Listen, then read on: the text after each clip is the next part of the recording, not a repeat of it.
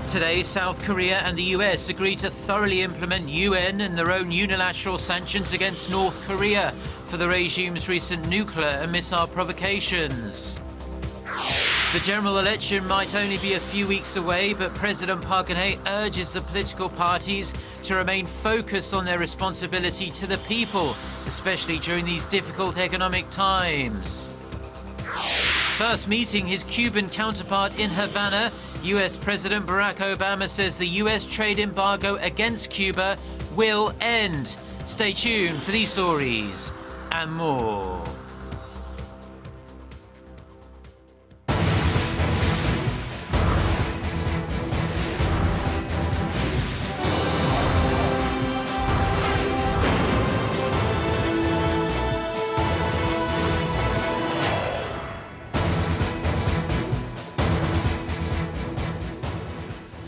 Hello to our viewers around the world. It's 6 a.m. on Tuesday, March 22nd here in Seoul. Thank you for joining us. I'm Mark Broom.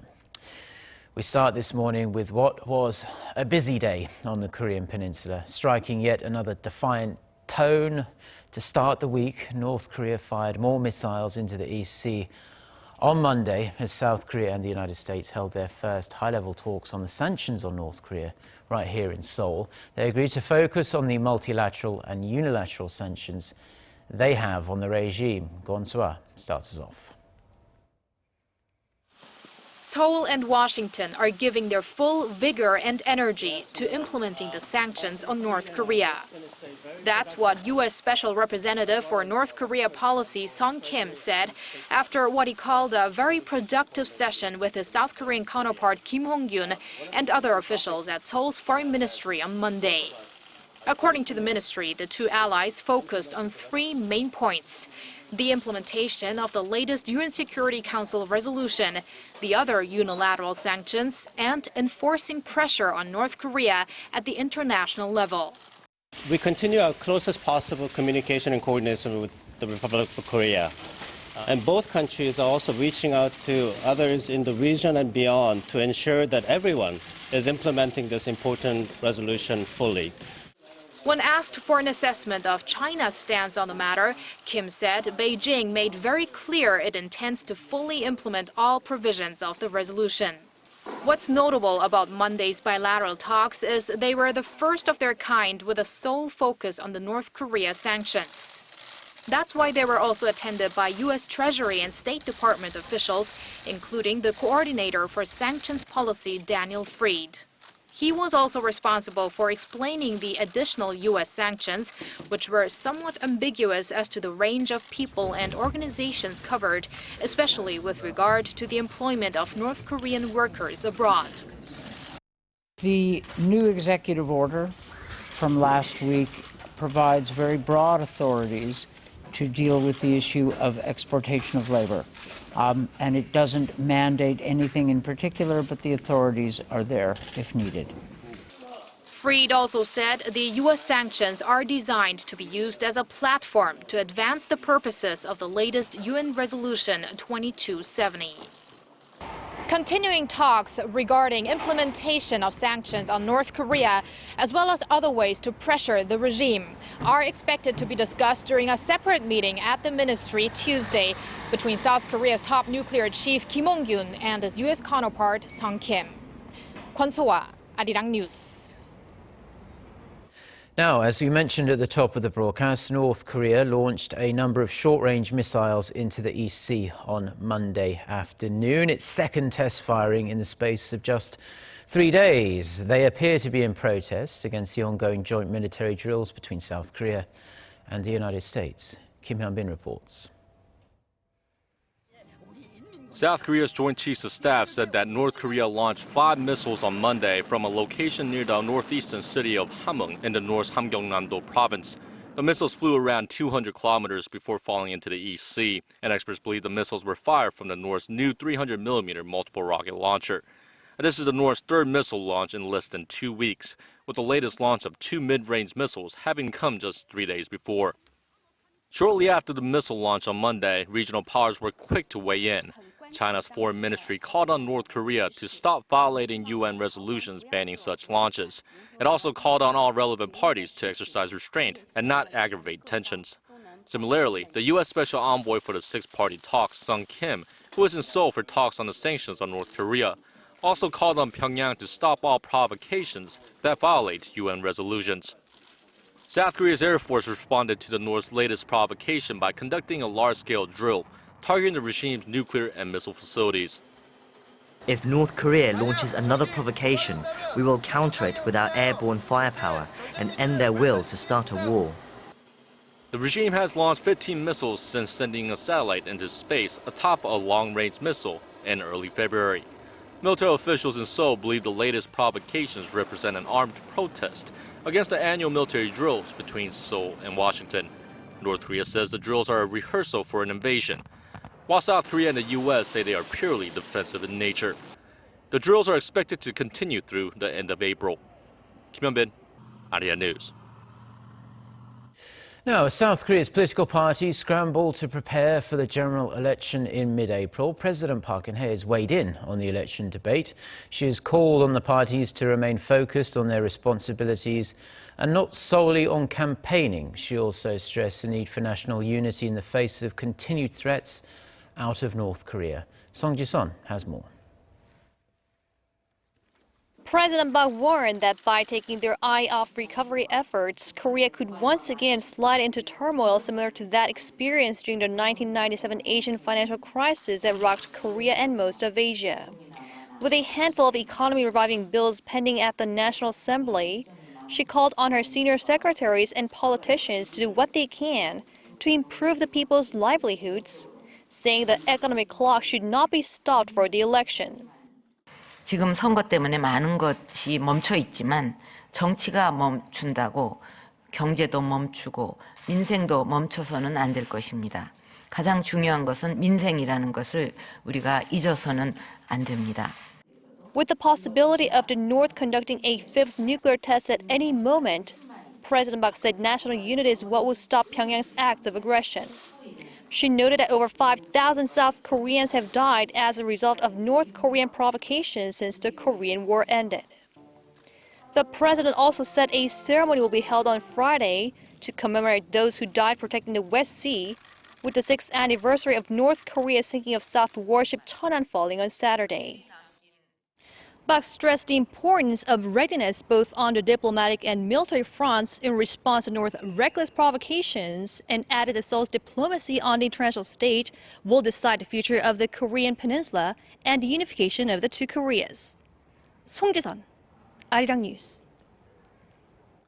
Now, with the general election just over 3 weeks away, there's unrest within the parties as the various factions within each party slug it out for control. The parties are trying to wrap up their candidate nominations ahead of a two-day registration period that starts on Thursday. Shin Se-min reports. The ruling Saenuri Party held a closed-door council meeting Monday morning as the process of whittling down the final few candidates continues.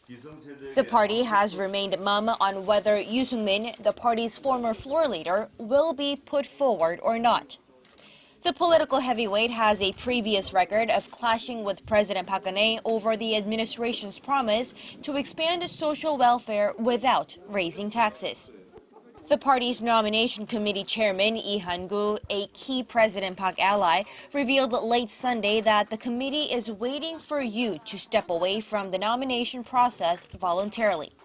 On the other side of the political spectrum, the main opposition Minju Party of Korea has revealed its latest set of candidates for the April 13th election. The party has its own issues, though. Some in the party are upset that interim leader Kim Jong-in has been nominated for yet another proportional representative seat, marking the fifth in his political career. In response, Kim refused to participate in party affairs on Monday, saying that he does not want to return to a party where he is mistreated over such a decision. The minor opposition People's Party is also facing dissent within its ranks over its nomination process, which has kept it from finalizing its proportional representative list. Party supporters, unhappy with the camp's decisions, barged into its Supreme Council meeting Monday to express their discontent. The infighting at the parliament is backfiring on the political parties as the approval ratings for the ruling Saenuri party edged down, according to a recent pollster on Monday. But the nomination feud is likely to continue for the time being, or at least until the candidate registration session begins later this week. Shin Se-min, Arirang News. South Korea and Japan are set to hold working-level talks to follow up on last year's landmark agreement on the issue of Japan's wartime sexual enslavement of Korean women. Seoul's Foreign Affairs Ministry says the meeting will take place in Tokyo on Tuesday, led by its newly appointed Director General for Northeast Asian Affairs, Jung Byung-won, and his Japanese counterpart, Kimihiro Ishikane. Now, they will discuss follow-up measures on the implementation of the December 28th deal, which includes Tokyo creating a multi-million-dollar fund through which the Japanese government will compensate the Korean victims. US President Barack Obama has said that the decades-long US trade embargo against Cuba is going to end. He was speaking at a press conference at the presidential palace in Havana with his Cuban counterpart Raul Castro. Obama said there was enormous hope that there can be reconciliation, but stressed the very serious differences the US has with Cuba on democracy and human rights. When questioned by an American reporter on political prisoners in Cuba, Castro denied there were any, saying, quote, "Give me a list, give me a name," end quote. Now, later in the day, President Obama and the First Lady Michelle Obama will be the guests of honor at a state dinner at the Palace of the Revolution. Obama is the first sitting US president to visit Cuba in 88 years. Apple has unveiled its latest line of products, including the 4-inch iPhone SE and a smaller version of the iPad.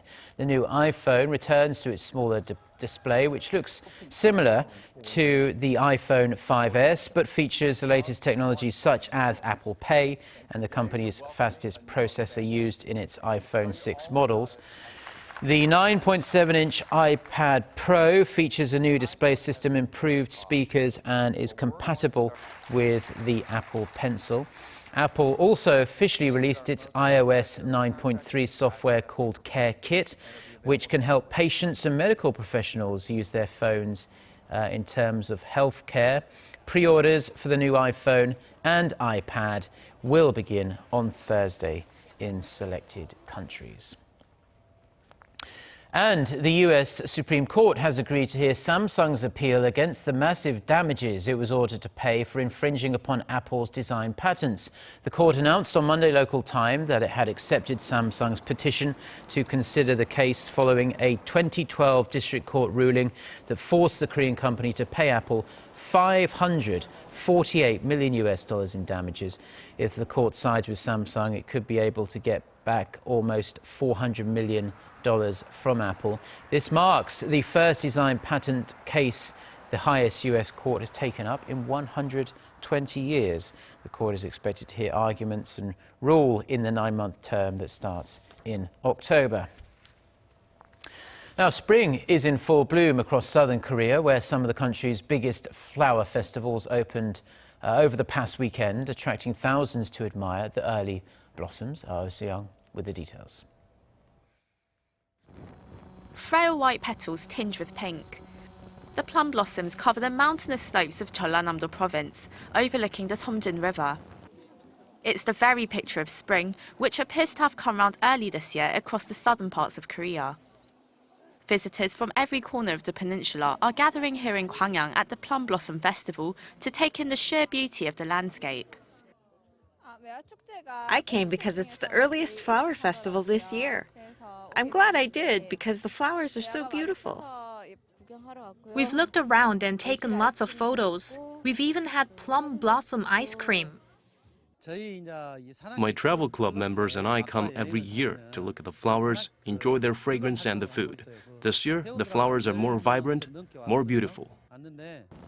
And of course, no festival is quite complete without a spot of the local delicacies. You can sample a bit of spring fresh from the local farm, where the fruit of the plum blossom tree is squeezed and thickened into syrup. It has a sweet and slightly tangy taste, livening up almost any Korean snack or dish. It works well with meat, making it tender and getting rid of the smell. It also goes into making sauces, rice snacks, pickles, and tea. The Flower Festival is one of many others that opened over the weekend. The Kure Sansuyu Festival also kicked off in Jeollanam-do province, at the foothills of Mount Jiri. There, thousands of cornelian cherry or sansuyu trees are speckled with small yellow flowers. Breathing in the fresh mountain air, visitors can take a leisurely stroll exploring the small picturesque villages as they follow a trail along the creek. And a sip of sansuyu tea makes for the perfect refreshment. The upper regions of the country still have yet to see the season in full bloom. But down here in the southernmost regions, it's time for flowers, food and festivity. 오수영, 아리랑 뉴스 광양.